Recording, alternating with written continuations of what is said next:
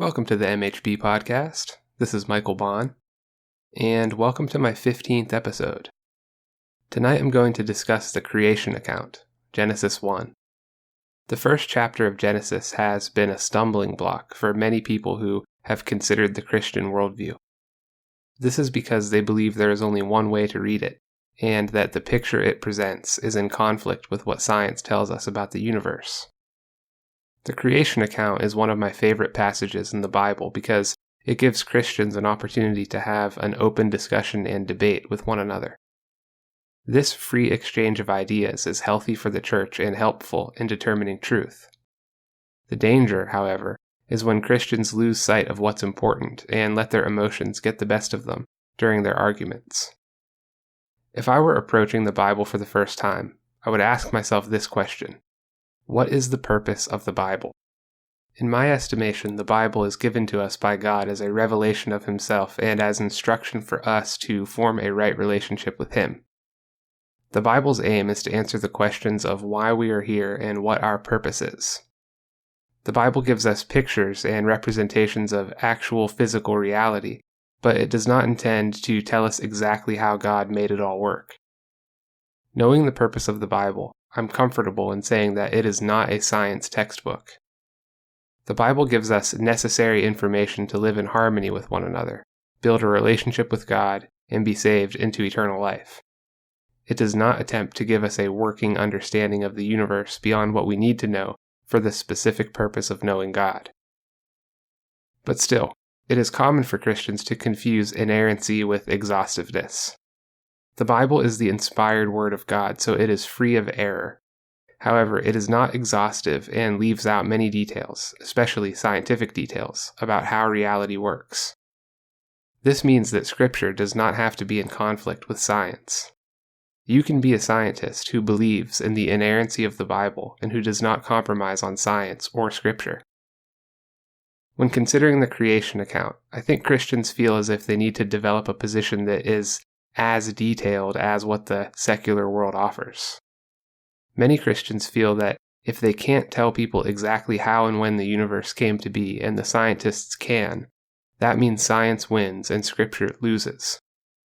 It is this attempt at declaring specifics about the how behind the universe that leads to infighting among Christians. My first question for you is this: as a Christian, are you intimidated by science or by other disciplines like psychology, history, anthropology, etc.? For myself, I would say that I'm not afraid of the disciplines as long as the disciplines are being used appropriately. I think we can run into trouble when we claim to know something and then find out later that we were wrong. Mark Twain said, "It ain't what you don't know that gets you into trouble. It's what you know for sure that just ain't so." We've seen this happen many times throughout history, so I'm always on guard for these types of things when I'm using the disciplines to influence my biblical interpretation. Restating the first question: as a Christian, are you intimidated by science or by other disciplines like psychology, history, anthropology, etc.? There are many interpretations of the creation account, but tonight we are going to distill them into three main positions. The first position we will discuss is the young universe. The second position is the old universe. Then I will present the position that I personally subscribe to. I'm going to make the best case I can for each claim and leave it up to you to decide. Again, I will be putting forward the best evidence I've been able to find in favor of each position, and I won't be attempting to invalidate any of them. Before we begin, let's talk about rational intelligibility. Inside your body is DNA, and DNA is made up of letters called codons. The letters of your DNA are arranged in just the perfect order to form a word that is 3.5 billion letters long. The universe shares this element of syntax with you. Using mathematics, we can read and decode the universe so accurately that we can describe objects we have never observed and predict events that have not yet happened. In some sense, you are a database of information, and so is the universe that you live in. Now, in every instance where we discover information, we automatically assume that a mind was behind it. If you were walking along the beach and you saw your name written in the sand, you would automatically assume that someone wrote it there. Now we can go a step further. I would say to you that the information delivered into your mind by what is written on the sand is not made of material. The information is not material. Here's how to think about this. If you take something like a written word and put it under a microscope, it won't matter how close you zoom in on it. The atoms that make up the ink will never tell you what the word says. It's only when you accept that the word comes from a mind that you can understand it. That leads me to believe that there is something else going on in this universe that cannot be reduced to atoms and subatomic structures. Information exists, but according to the materialist worldview, it shouldn't. To say that all of this information, DNA, physical laws, etc., comes from mindless, unguided processes is equivalent to saying that a tornado can spin through a junkyard and produce a functional 737 aircraft. Intelligent design is far more reasonable. With that, we will open Genesis chapter 1, verses 1 through 31. In the beginning, God created the heavens and the earth. The earth was formless and empty, and darkness covered the deep waters. And the Spirit of God was hovering over the surface of the waters. Then God said, "Let there be light," and there was light. And God saw that the light was good. Then he separated the light from the darkness. God called the light day, and the darkness night. And evening passed and morning came, marking the first day. Then God said, "Let there be a space between the waters, to separate the waters of the heavens from the waters of the earth." And that is what happened. God made this space to separate the waters of the earth from the waters of the heavens. God called this space sky. And evening passed and morning came, marking the second day. Then God said, "Let the waters beneath the sky flow together into one place, so dry ground may appear." And that is what happened. God called the dry ground land, and the waters seas. And God saw that it was good. Then God said, "Let the land sprout with vegetation, every sort of seed-bearing plant, and the trees that grow seed-bearing fruit." Their seeds produced plants and trees of the same kind, and God saw that it was good. And evening passed and morning came, marking the third day. Then God said, "Let lights appear in the sky to separate the day from the night. Let them mark off the seasons, days, and years. Let these lights in the sky shine down on the earth." And that is what happened.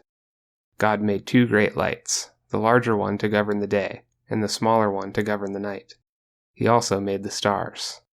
God set these lights in the sky to light the earth, to govern the day and night, and to separate the light from the darkness. And God saw that it was good.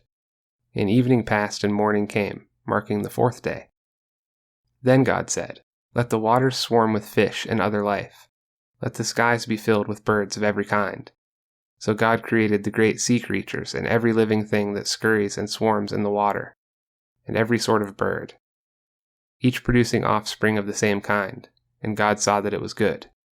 Then God blessed them, saying, "Be fruitful and multiply. Let the fish fill the seas, and let the birds multiply on the earth." And evening passed and morning came, marking the 5th day.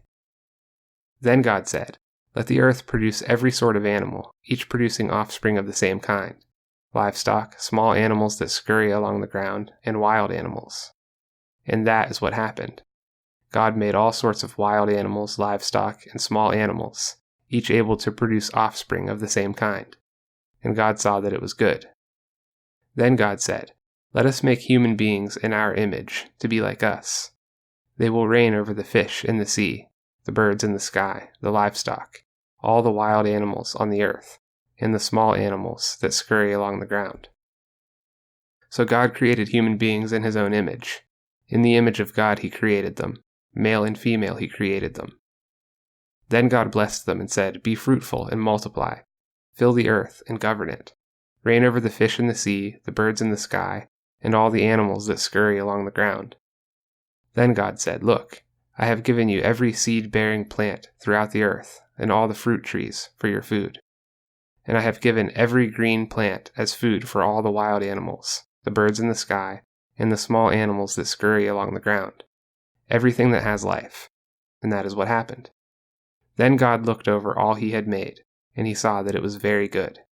And evening passed and morning came, marking the 6th day. Let's finish the creation account with the first 4 verses of Genesis chapter 2.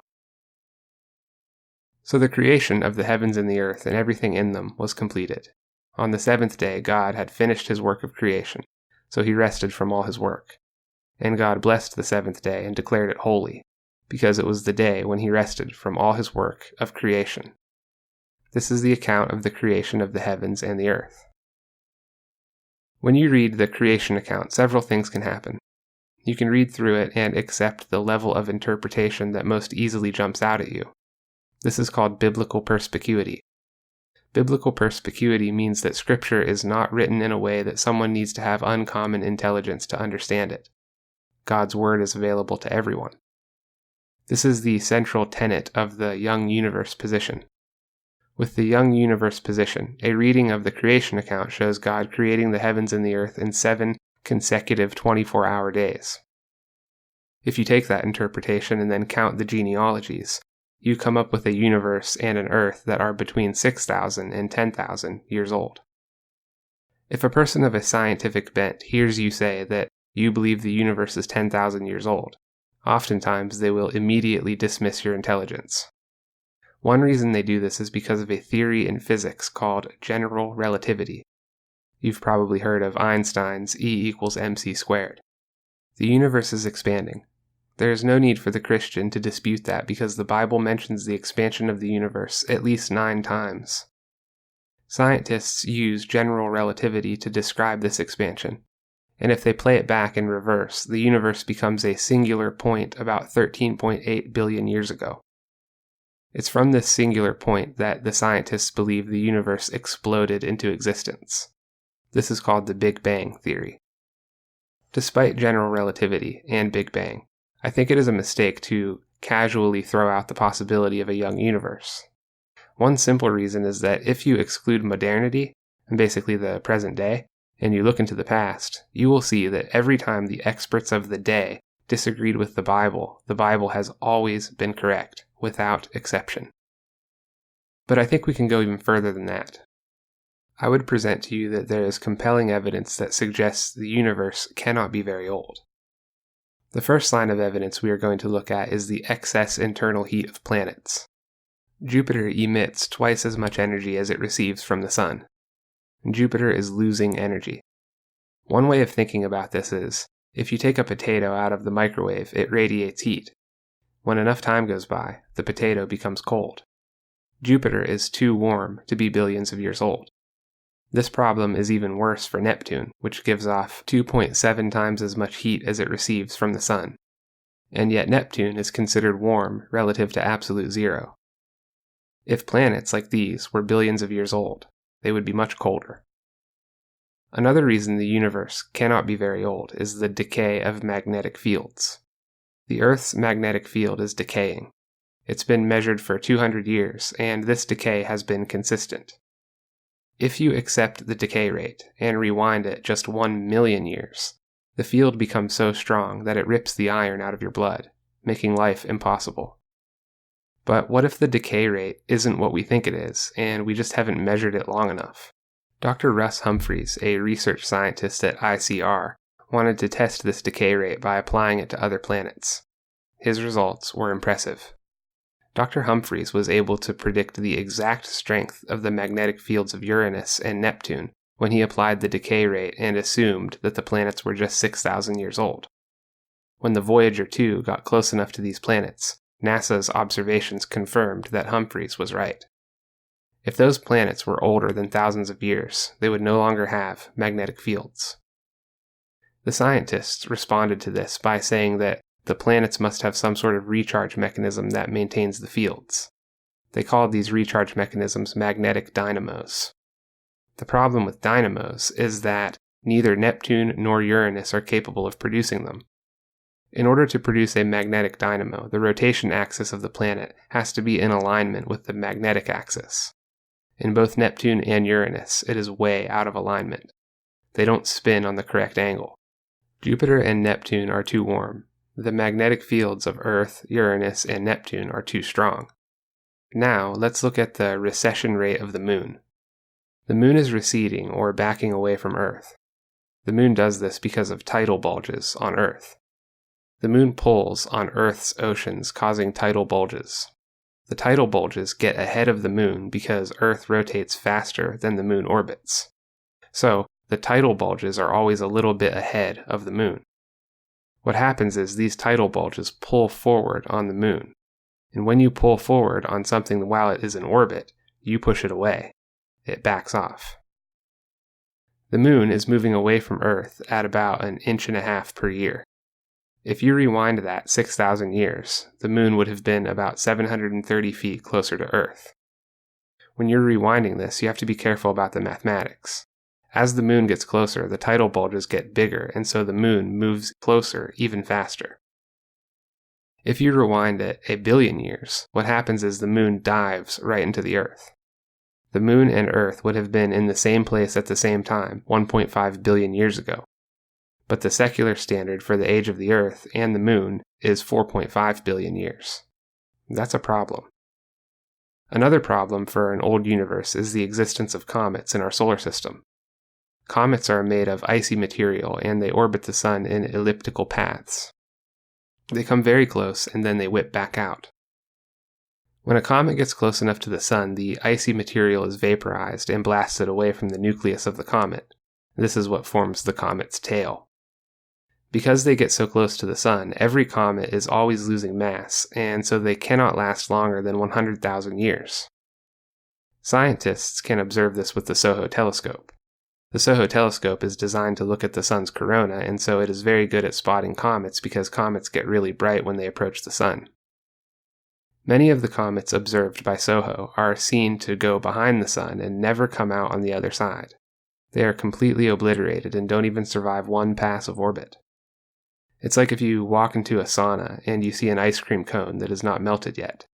It would be reasonable to think that the ice cream cone could not have been there for very long. Comets are like the ice cream cones of our solar system in that respect.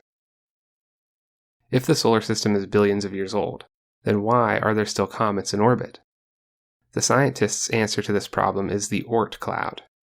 The Oort cloud is a comet generator, like a vast reservoir of potential comets. It is a cloud of material that exists beyond where we can detect it, and every so often throws new comets into orbit. The Oort cloud has never been observed, and evidence for its existence has not yet been discovered. Spiral galaxies present another problem for an old universe. The galaxy we live in, the Milky Way galaxy, is a spiral galaxy. The arms of spiral galaxies rotate differentially. This means that the inner arms rotate faster than the outer arms. Spiral galaxies are winding themselves up tighter and tighter. We've measured the rotation velocity of spiral galaxies. We know how fast they spin. If you allow the galaxies to rotate that fast for billions of years, they become unrecognizable. They no longer look like spirals. What's interesting is that every spiral galaxy we observe today still has its spiral shape, indicating a young age. Even if the galaxies were just 1 billion years old, let alone 14 billion, they would no longer have spiral arms. The scientists' response to this is that there must be some sort of spiral density waves that produce new arms as the old ones get wrapped up. If we live in an old universe, it's puzzling as to why we still have comets in our solar system, and why every spiral galaxy we look at has not wrapped itself up. Another issue we have to contend with is the widespread existence of blue stars. Blue stars are the most massive, most luminous, or brightest stars out there. Blue stars are all over the universe. The problem is, blue stars expend their fuel very rapidly. They cannot last billions of years. The hottest, brightest blue stars cannot last even 1 million years. And yet we find blue stars everywhere in the universe. They are very common. The scientists say these blue stars must have formed recently, but to date we have never observed a star form anywhere. The scientists sometimes talk about star-forming regions, and when they say that, they are referring to a region that is populated with blue stars, which they know cannot be very old. There are very serious physics problems when it comes to star formation. The idea is that a nebula collapses in on itself, but a nebula is made up of gas, and gas does not collapse in on itself. Gas expands. When you walked into this room, you didn't hold your breath just in case all the oxygen should rush to the corner. You expect gas to diffuse and spread out. The gas pressure tends to be more substantial in space than gravity. Once you have a star, its own gravity will keep the gas in place, but getting it to that point is difficult, if not impossible.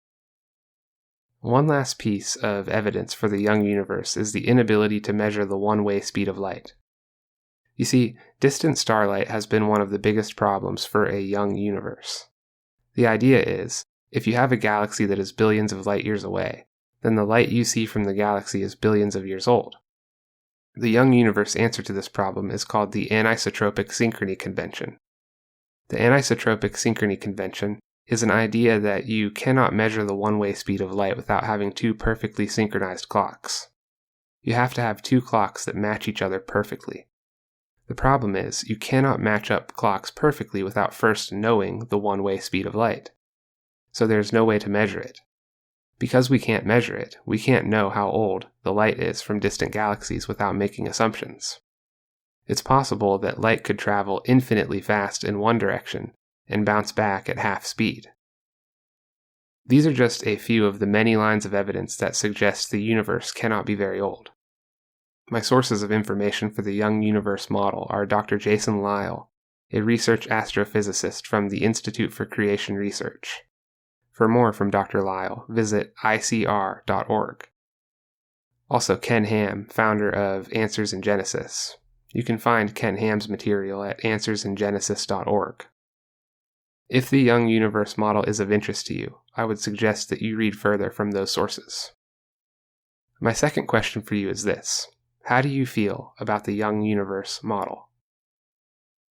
For myself, I enjoy the simplicity of the young universe model.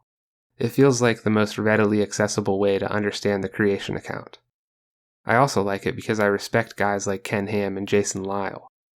These are men who stand tall to defend what they believe about the Bible, even when so many others are telling them that they are wrong. Whether they have the right of it or not, I enjoy seeing their passion and conviction. Restating the second question: how do you feel about the young universe model?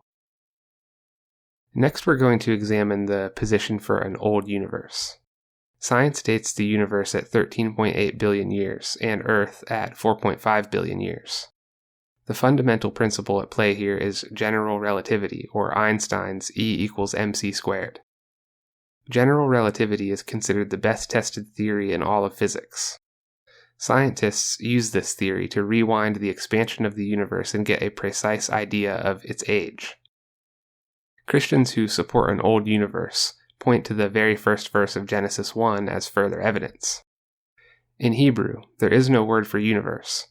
Instead, they use the phrase, the heavens and the earth. The phrase shows up 9 times in the Old Testament, and every time it means the totality of physical reality.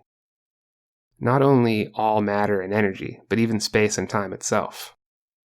Couple this phrase with the first verse of the Bible, and you have an idea that lines up very well with the Big Bang theory. If Big Bang really happened, there is no scientist who knows what or who caused it. This is because the laws of physics break down once you get close enough to the actual event. Supporters of an old universe see this as further proof for God's creation, since the Bible claims God exists outside of space and time. There are more scriptural elements that allow for an old universe, and one of the most popularly mentioned is the Hebrew word for day, which is yom. The Hebrew word yom is used frequently throughout the Bible and has many different meanings. One of the ways you can interpret the word yom is to mean a long but finite epoch of time. Many Christians have pointed to this interpretive element and claimed that God's days of creations were not 24-hour days, but were long periods of time. This claim is further supported by the seventh day, which is not capped off by the phrase, "and evening passed and morning came," marking the seventh day. The fact that this particular day does not have the same structure as the previous 6 days has brought many to believe that we are still in the seventh day. Some people also point to the word that Adam uses when he sees Eve for the first time. The Hebrew word is hapa'am, which means at long last. This term leads to the argument that not only is the seventh day a long time, but the 6th day was also a long time. In addition to the scriptural elements that suggest an old universe, there are also strong evidences we can see in the universe itself. The first piece of evidence for an old universe has to do with the expansion rate. Physicists have measured the rate at which the universe is expanding. Given that expansion rate, if the universe were any less than 1 million years old, gravity would not have had enough time to form stars and planets. The entire universe would be diffuse gas. In addition to the problem of gravity forming stars and planets so quickly, we see another issue that involves entropy. Entropy is the second law of thermodynamics, and it basically says that the universe is going from order to disorder with every passing second. This means that the entire universe is getting colder. Scientists can measure this heat loss with what is called the cooling curve. According to the cooling curve, the universe is about 14 billion years old. If the universe were truly old, we would expect to see signs of stellar aging, and that's exactly what we do see. The universe is filled with burnt-out stars, white dwarfs, black holes, and neutron stars. White dwarf burnout times are in the billions of years. White dwarf cooling sequences establish that many white dwarfs have been cooling for billions of years. If the universe is young, why do we see so many burnt-out stars? We don't even have to go as far as looking at the cosmos to see signs of an old world. We can find them here on Earth. The first is radiometric decay. If the universe is only 6,000 years old, then neptunium, plutonium, and technetium would still be present in the Sun and Earth. These elements decay in less than 1 million years. If we lived in a young universe, these elements would be here on our planet, but they aren't. What if radiometric decay and carbon dating are unreliable? One other way of determining age is by examining ice cores and counting their layers. An ice core is a column of ice drilled from a glacier. There are 4 ice cores in Greenland and 3 in central Antarctica. The Dome Sea ice core in Antarctica shows 800,000 layers of ice that were laid down across 800,000 years. But what if the layers don't really represent years? This is called the anti-uniformitarian argument. Simply put, the rate at which ice is laid down today may be different than it was in the past. If that's true, then ice cores are unreliable. But there are 2 ways we can check this. First, if you look at the ice core, you can see Earth's orbital eccentricity variation. It's like this. We know Earth's orbit cycles through variations every 100,000 years. When you look at the ice core, you can see this cycle take place 8 times, indicating 800,000 years. The second way we can check this is by looking at volcanic eruptions. We know that Mount Vesuvius erupted in 79 AD. We also know that Krakatoa erupted in the year 1883. Both of these eruptions are recorded in the ice core, and if you count the layers in between the 2 eruptions, they match the number of years exactly. All 7 ice cores suggest that Earth is older than 100,000 years. This is just some of the evidence that indicates an old universe. If you found the old universe model compelling, the best source I can give you is Dr. Hugh Ross from Reasons to Believe. Dr. Ross is an astrophysicist and founder of Reasons to Believe. You can find him at reasons.org. My third question for you is this. How do you feel about the old universe model? What I like about the old universe model is that it doesn't build a massive barrier between people who believe in the Bible and people who are of a scientific mind. I'm very pro-science. Technological advancement and medical discoveries have made it an absolute privilege to be alive in this country today. Whether it's right or wrong, the old universe model of the creation account helps me to have conversations with scientific-minded people. Restating the third question. How do you feel about the old universe model? So as you can see, we have come up against a problem. There seems to be evidence indicating the universe cannot be old, and evidence suggesting it cannot be young. If at this point the discussion has become confusing, that's how we know we are in the right place.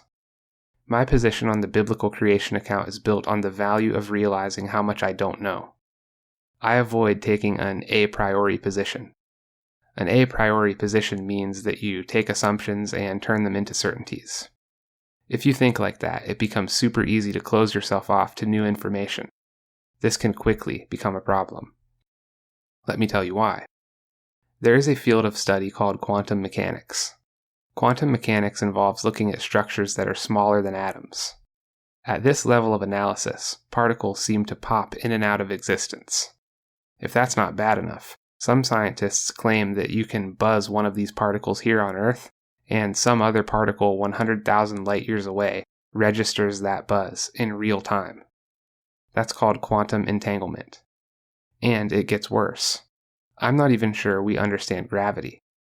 NASA has been picking up gravitational readings in places where nothing is there to cause the gravity.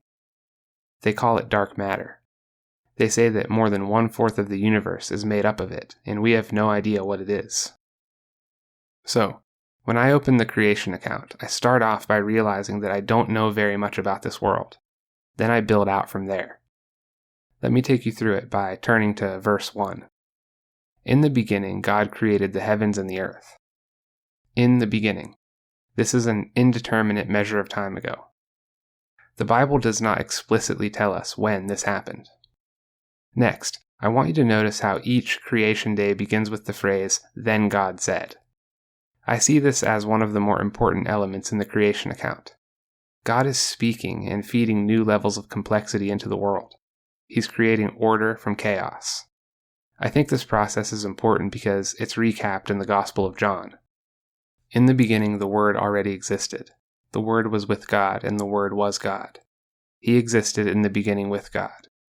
God created everything through him, and nothing was created except through him. The Word gave life to everything that was created, and his life brought light to everyone. The light shines in the darkness, and the darkness can never extinguish it. Now, if these creation events were adding new levels of complexity, we should expect to see evidence of this in our world. And that's exactly what we do see. Deep in the ground, there is a rock layer that records 90% of the animal phyla, or body plans, appearing all at once as if from nothing. Scientists call this the Cambrian explosion of life. The Cambrian explosion is completely inconsistent with molecules to man evolution, but it is perfectly consistent with God speaking a new level of complexity into the world. I want you to notice that the first 6 creation days end with the phrase, "And evening passed and morning came." I think this bracketing lends itself to a 24-hour creation day. But what you don't see is any information indicating how much time elapsed between the creation days. It is an indeterminate amount of time. There are 2 other points of interest to consider. First, some scholars say that the Hebrew genealogies are not complete. Usage of the term yalad, which means begat, has brought some people to believe the genealogies skip generations. If the genealogies skip generations, their timeline is unreliable. The second point is that Adam is created with age-dating factors already in place. He has a full set of teeth and an adult body, even on his first day of life. So how can we say that God did not also create the universe with age-dating factors? Now, notice the creation of humanity. Again, we see "Then God said." I think it's possible that this particular creation event did happen 6 to 10,000 years ago. And think about this. If God is feeding in new information just 6,000 years ago, that would explain why certain natural clocks, like the magnetic fields of planets, appear to be recently reset. One of evolution's greatest challenges is explaining such a giant leap from hominids to humans in the space of mere thousands of years. Could it be that 6,000 years ago God fed new complexity into the system? Notice how the 7th day does not get capped off with "and evening passed and morning came." God has not created since he rested. And we see evidence for this outside of the Bible. It's called the law of conservation of energy and mass. Energy and mass can neither be created nor destroyed by chemical reactions or physical transformations. We have never observed new information appear from nothing. God rests on the 7th day. The Bible doesn't tell us how old the universe is, and so we should be careful about entrenching ourselves on this topic. I think the text suggests 24-hour days, but it is silent on the amount of time elapsed between days. Our purpose as Christians is better served by focusing on what is clear in the creation account. There is a creator. There is a beginning to space-time. The creator is personal. Human beings are made in his image. His creative act is an expression of his love. He didn't have to create all of this. He chose to. What I hope you take away from this lecture is that things are not always what they seem. Be cautious of people who claim certainty about the nature of reality. The truth is that we just don't know much about the universe. If you're interested in the position of an indeterminate timescale for the creation event, my sources are Dr. John Lennox of Oxford University and Pastor Chuck Smith. You can read more from Dr. Lennox in his book 7 Days That Divide the World, and Pastor Chuck Smith has a fantastic video series that teaches through the Bible verse by verse. His video series is called the C2000 Bible Series and can be found on YouTube. My final question for you is this: is the age of the universe important to you? For myself, I would say that it is only as important as my desire to explore the unknown. Here is an interesting thought experiment. Go outside and look around. Then ask yourself, does the world look old to you? When I read the Bible, I see a text that is sophisticated beyond my imagination. There is no bottom to these stories. The more I learn about God, the more I realize I have yet to learn about Him. The universe is sort of the same way. I think the latest estimate is that the observable universe is 93 billion light years across. The size of that is just incomprehensible. Knowing how small I am in relation to this world is enough to put me into childlike faith. Apart from childlike faith, I have no hope of figuring it all out. I can't stand bravely up against the night sky and say with confidence that I know how it all got there. But I can say with confidence who I believe did it. Restating my final question, is the age of the universe important to you? This brings us to the end of our study of the creation account. Thank you for your attention. If you find this content valuable, feel free to share it and to use it in your own studies. If you'd like to support this podcast, you can do so at www.patreon.com/Michael H. Bond. There is a link in the description. Your generosity goes a long way to promoting the growth of this enterprise and the cause of free speech. Thank you all for joining me this evening, and I will see you in the next episode.